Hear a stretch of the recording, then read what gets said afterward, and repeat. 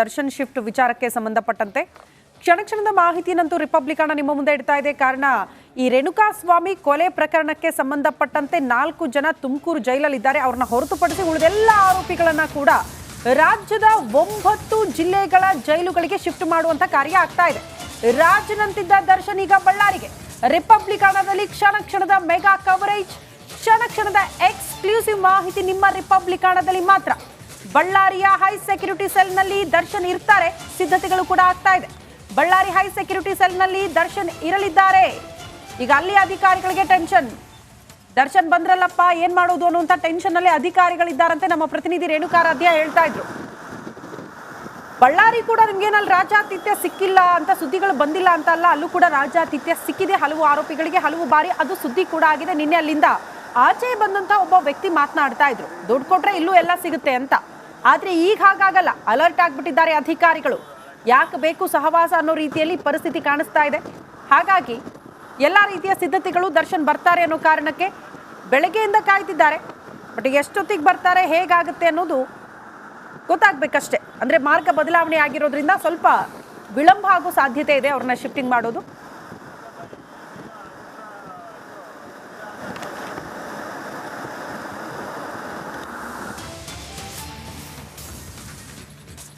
ಬಳ್ಳಾರಿಗೆ ಶಿಫ್ಟ್ ಆಗ್ತಿರುವ ದರ್ಶನ್ಗೆ ಟೆನ್ಷನ್ ಮೇಲೆ ಟೆನ್ಷನ್. ನೋಡಿ, ನಮ್ಮ ವೀಕ್ಷಕರು ಎಲ್ಲ ಹೆಂಗೆ ರೂಟ್ ಹೇಳ್ತಾರೆ ಅಂತ. Bengaluru Bellary route come this way after Anantapur, Uravakonda Bellary, need not go Mantralayam route very long. ಅಂದರೆ ಮಂತ್ರಾಲಯಕ್ಕೆ ಹೋಗ್ಲಿ, ಆದರೆ ನಾನು ಮಂತ್ರಾಲಯಕ್ಕೆ ಹೋಗಬೇಕು ಅಂತ ಹೇಳ್ತಾ ಇಲ್ಲ, ಮಂತ್ರಾಲಯ ರೂಟ್ ಮುಖಾಂತರ ಅಂತ. ಮಂತ್ರಾಲಯಕ್ಕೆ ಹೋಗ್ಬಿಟ್ಟು ಹೋಗೋದಿಲ್ಲ, ಅನಂತಪುರ ಆಗಿ ಬಳ್ಳಾರಿಗೆ ಹೋಗ್ತಾರೆ. ಜನನೇ ರೂಟ್ ಹೇಳ್ತಾ ಇದ್ದಾರೆ. ಹೌದೌದು, ಅವ್ರಿಗೆ ಗೊತ್ತಿದೆ.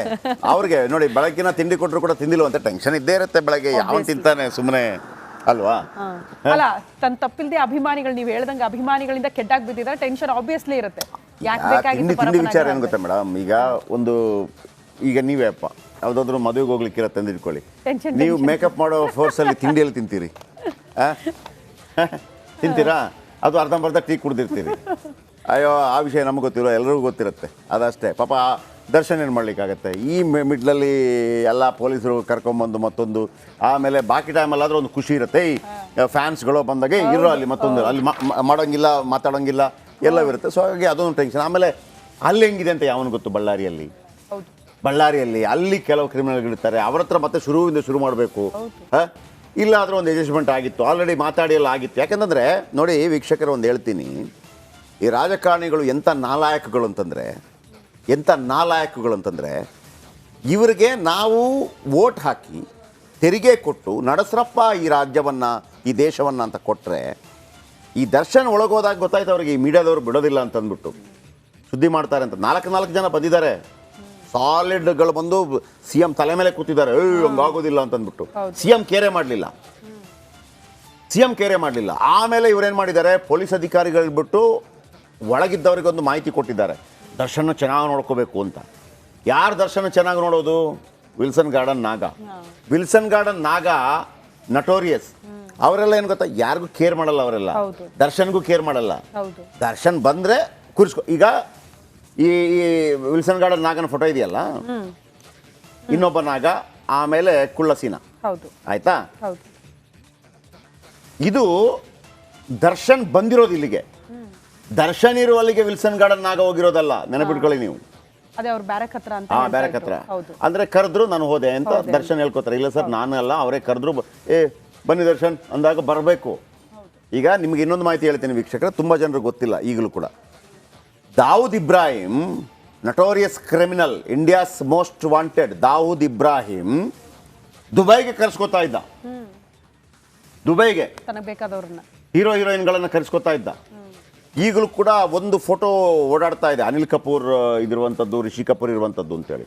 ಆಮೇಲೆ ನೀವು ಆತನ ಗೆಸ್ಟ್ ಆಗಿ ಹೋದರೆ ಏರ್ಪೋರ್ಟಲ್ಲಿ ಆತನ ಕಾರ್ ಬರೋದು, ದೊಡ್ಡ ಕಾರ್ ಬಂದು ಆತನ ಕರ್ಕೊಂಡು ಹೋಗೋದು. ಇಲ್ಲಿ ಗುಲ್ಶನ್ ಕುಮಾರ್ ಅಂತ ಒಬ್ಬ T ಸೀರೀಸ್ನ ಮುಖ್ಯಸ್ಥರಿದ್ರು, ಅವನೇ ಕೊಂದ. ಅದಕ್ಕೆ ನಾನು ಹೇಳೋದು, ಇಂಥ ನಟೋರಿಯಸ್ಗಳನ್ನೆಲ್ಲ ಯಾಕೆ ಬದುಕೋಕೆ ಬಿಡ್ತೀರಿ ನೀವು ಅಂತ. ಗುಲ್ಶನ್ ಕುಮಾರ್ T ಸೀರೀಸ್ನ ಬಹಳ ದೊಡ್ಡ ವ್ಯಕ್ತಿ. ಯಾವಾಗ ಈ ಅನುರಾಧ ಪೋದ್ವಾಲ್ ಇದ್ರಲ್ಲ, ಅವ್ರನ್ನೆಲ್ಲ ಬೆಳಕಿಗೆ ತಂದದ್ದವರೇ. ಕೃಷ್ಣ ಕುಮಾರ್ ಅವರೆಲ್ಲ T ಸೀರೀಸ್ ಅವರು ಯಾವಾಗ ನೋಡಿದ್ರು ಈಶ್ವರನ ಭಜನೆ. ಈಗಲೂ ನೀವು ಗುಲ್ಶನ್ ಕುಮಾರನ್ನ ಯಾರು ಕೊಂದ್ರು ಅದಕ್ಕೆ ಉತ್ತರನೇ ಇಲ್ಲ. ಇದೇ ದಾವೂದ್ ಇಬ್ರಾಹಿಂ ಟೀಮ್ ಕೊಂದಿದ್ದು. ಆಮೇಲೆ ಯಾರು ಹೀರೋ ಆಗಬೇಕು ಅವರು ಡಿಸೈಡ್ ಮಾಡ್ತಿದ್ರು, ಯಾರು ಹೀರೋಯಿನ್ ಆಗಬೇಕು ಅವರು ಡಿಸೈಡ್ ಮಾಡ್ತಾ ಇದ್ರು. ಆಯ್ತಾ? ಅವರು ಡಿಸೈಡ್ ಇಂಡಿಯಾದಲ್ಲಿ ಮಾಡೋ ಅಂದರೆ ಯಾರು ಪಿಕ್ಚರ್ ಮಾಡಬೇಕು, ಯಾರು ಪಿಕ್ಚರನ್ನು ಹಾಕಬಾರ್ದು ಅಂತೇಳಿ ಅಂಥ ಪರಿಸ್ಥಿತಿ ಇತ್ತು. ಅದಕ್ಕೆ ನಾನು ಪದೇ ಹೇಳ್ತಾ ಇರುವಂಥದ್ದು, ಪ್ರಜಾಪ್ರಭುತ್ವ ವ್ಯವಸ್ಥೆಯಲ್ಲಿ ಇದೆಯಲ್ಲ, ನೀವು ರಾಜಕಾರಣಿಗಳು ನೀವು ನಿಜವಾಗಿ ನಿಮಗಂತ ಕೊಟ್ಟಂಥ ಅವಕಾಶವನ್ನು ಯಾವ ರೀತಿ ಬಳಸ್ಕೋಬೇಕು. ಅದು ಬಿಟ್ಟರೆ ನೀವು ರಾಜಕಾರಣಿಗಳಾಗಿದ್ದು ಕೂಡ ಅಂಡರ್ವರ್ಡ್ ಡೌನ್ ಆಗ್ತಾ ಇದ್ದೀರಿ. ಈ ಅಂಡರ್ವರ್ಡ್ ಡೌನ್ಗಳಿಗೆ ನೀವು ಸರೆಂಡರ್ ಆಗ್ತಾ ಇದ್ದೀರಿ. ಯಾಕಾಗಬೇಕು ರೇ? ಒಂದು ಜೀವನ ಇರೋದು, ಒಂದು ಜೀವನ. ನಿಮಗೊಂದು ಅವಕಾಶ ಸಿಕ್ಕಿದೆ, ಮಂತ್ರಿಯಾಗಿ, ಮುಖ್ಯಮಂತ್ರಿಯಾಗಿ, ಬೇರೆ MLA ಆಗಿ, MP ಆಗಿ, ಐಷಾರಾಮಿ ಜೀವನ ಇದೆ. ಅಟ್ಲೀಸ್ಟ್ ಈ ಒಂದು ಜೀವನವನ್ನು ಎಲ್ಲವನ್ನು ನೀವು ಅನುಭವಿಸಿದ್ದೀರಿ. ತಾಯಿ ಭಾರತಿಗಾಗಿಡ್ರಿ, ಜೀವ ಹೋದರೆ ಹೋಗತ್ತೆ ಅಲ್ಲಿಗೆ.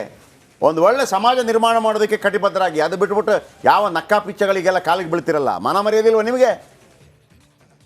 ಎಸ್ ರೇಣುಕಾರಾಧ್ಯ ಬಳ್ಳಾರಿಯಿಂದ, ಎಸ್ ನವೀನ್ ನಂತರ ಇದೀಗ ರೇಣುಕಾರಾಧ್ಯ. ಎಸ್ ರೇಣುಕಾರಾಧ್ಯ, ಯಾವ ರೀತಿ ನಿಮಗೂ ನಿದ್ದೆ ಇಲ್ಲ ಅನಿಸುತ್ತೆ ಕಳೆದ 2-3 ದಿನಗಳಿಂದ. ಈಗ ಇನ್ನು ಎಲ್ಲ ಇನ್ಚಾರ್ಜ್ ಎಲ್ಲ ನೀವೇ ದರ್ಶನ್ಗೆ ಸಂಬಂಧಪಟ್ಟಾಗೆ ರಿಪಬ್ಲಿಕ್ ಕನ್ನಡಕ್ಕೆ. ಓಕೆ, ಯಾವ ರೀತಿ ರೆಡಿ ಆಗ್ತಾ ಇದ್ದೀರಿ, ಏನೆಲ್ಲ ಪ್ಲ್ಯಾನ್ ಮಾಡ್ಕೊಂಡಿದ್ದೀರಿ? ಆಮೇಲೆ ಅಲ್ಲಿ SP ಅವರು ಕೂಡ ನನ್ನ ಹೇಳಿದರು, ಜಯಸೀಮಾ ಮಾತಾಡಬೇಕಾದ್ರೆ ಅಂಥದ್ದೇನಿಲ್ಲ, ಗಾಂಜಾ ಗೀಂಜಾ ಏನಿಲ್ಲ ಅಂತೇಳಿ. ನಿಜವಾಗ್ಲೂ ನೀವು ಕೆಲವು ಮಾಹಿತಿಗಳನ್ನು ಕೊಟ್ರಿ, ಗಾಂಜಾ ಗೀಂಜಾ ಎಲ್ಲ ನಡೆಯುತ್ತೆ ಬಳ್ಳಾರಿ ಜೈಲು ಅಂತೇಳಿ. ಈಗ ಪರಪ್ಪನ ಅಗ್ರಹಾರದಿಂದ ಬಳ್ಳಾರಿ ಜೈಲು, ಏನು ವಿಶೇಷತೆ ನಿಮ್ಮೂರ್ದು?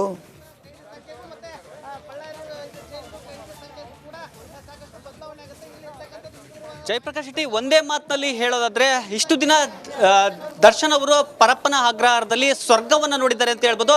ಆದ್ರೆ ನಾನಿರ್ತಕ್ಕಂಥ ಈಗ ಬಳ್ಳಾರಿ ಸೆಂಟ್ರಲ್ ಜೈಲಿನ ಮುಂಭಾಗದಲ್ಲಿದ್ದೀನಿ. ಈ ಒಂದು ಜೈಲಿಗೆ ಅಕ್ಷರಶಃ ನರಕದ ಒಂದು ವಾತಾವರಣ ಇದೆ ಅಂತ ಈಗಾಗಲೇ ಸಾಕಷ್ಟು ಬಾರಿ ಪ್ರೂವ್ ಆಗಿರ್ತಕ್ಕಂಥದ್ದು. ಯಾಕಂದ್ರೆ ದೇಶದಲ್ಲಿ ಇರ್ತಕ್ಕಂಥ ಪ್ರಮುಖ ಜೈಲುಗಳ ಪೈಕಿ ಬಳ್ಳಾರಿ ಜೈಲು ಕೂಡ ಒಂದು. ಹೀಗಾಗಿ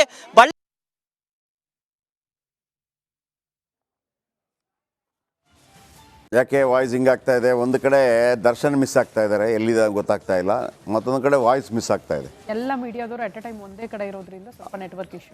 ನೆಟ್ವರ್ಕ್. ಆದರೆ ಪರಪ್ಪನ ಅಗ್ರಹಾರದ ಒಳಗಡೆ ಯಾವತ್ತೂ ನೆಟ್ವರ್ಕ್ ಇಶ್ಯೂ ಆಗೋದಿಲ್ಲ, ಹೊರಗಡೆ ಮಾತ್ರ ನೆಟ್ವರ್ಕ್ ಇಶ್ಯೂ ಆಗೋದು. ನೆನ್ನೆ ಒಬ್ಬರು ಫೋನ್ ಮಾಡಿದರು, ಒಂದು ಜಾಗ ಹೇಳ್ತೀನಿ ಶೆಟ್ರೆ ಬನ್ನಿ ಇಲ್ಲಿಂದ ಲೈವ್ ಮಾಡಿ. ಈ ಜಾಮರನ್ನು, ಈಗ ಜಾಮರ್ ಒಂದು ಹಾಕಿರ್ತಾರೆ, ಅದು ಗೊತ್ತಿಲ್ಲ ಹೆಂಗೆ ಹಾಕಿರ್ತಾರೆ, ಅದು ಜೈಲೊಳಗಡೆ ಜಾಮ್ ಆಗಬೇಕು. ಈ ಜಾಮರನ್ನು ನೀವು ಈ ಮೈಕ್ ತಿರುಗಿಸ್ದಂಗೆ, ಈ CCTV ತಿರುಗಿಸ್ದಂಗೆ ಮತ್ತೊಂದು ಕಡೆಗೆ ತಿರುಗಿಸ್ಬಿಟ್ಟಿದ್ದಾರೆ. ಈಗ CCTV ಹಿಂಗಿರುತ್ತೆ ಅಂತ ಇಟ್ಕೊಳ್ಳಿ, ಏನೆಲ್ಲ ಆಗುತ್ತೆ ಅಂತ ಹಿಂಗೆ ತೋರಿಸ್ಬೇಕು, ಆ ಜಾಗಕ್ಕೆ ಫೋಕಸ್ ಆಗಿರಬೇಕು.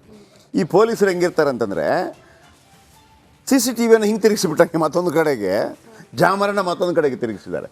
ಎಲ್ಲಿ ಮೀಡಿಯಾ ಇದೆ ಅಲ್ಲಿ ಆತ ಇನ್ನಿತರ ಪಾಪ ಅಲ್ಲಿ ಸುತ್ತಮುತ್ತ ಇದ್ದವರಿಗೆ ಫೋನ್ ಸಿಗಲ್ಲ. ಅದಕ್ಕೆ ಬೈತಾ ಇದ್ರು ಅವರು, ಪ್ರತಿಭಟನೆ ಮಾಡಿದ್ರು. ಎಮರ್ಜೆನ್ಸಿ ಇದ್ದವರಿಗೆ ಸಿಗಲ್ಲ. ಹೌದು, ಒಳಗಿದ್ದವರು ಆರಾಮಾಗಿದ್ದಾರೆ ಫೋನ್ ಯೂಸ್ ಮಾಡ್ಕೊಂಡು. ಓಕೆ, ಈಗ ಒಂದು ಬ್ರೇಕ್ ಇರುತ್ತೆ. ಆ ದೃಶ್ಯವನ್ನ ಕೂಡ ನಾವು ತೋರಿಸ್ತಾ ಇದ್ವಿ, CC ಕ್ಯಾಮೆರಾ ದೃಶ್ಯಗಳನ್ನ.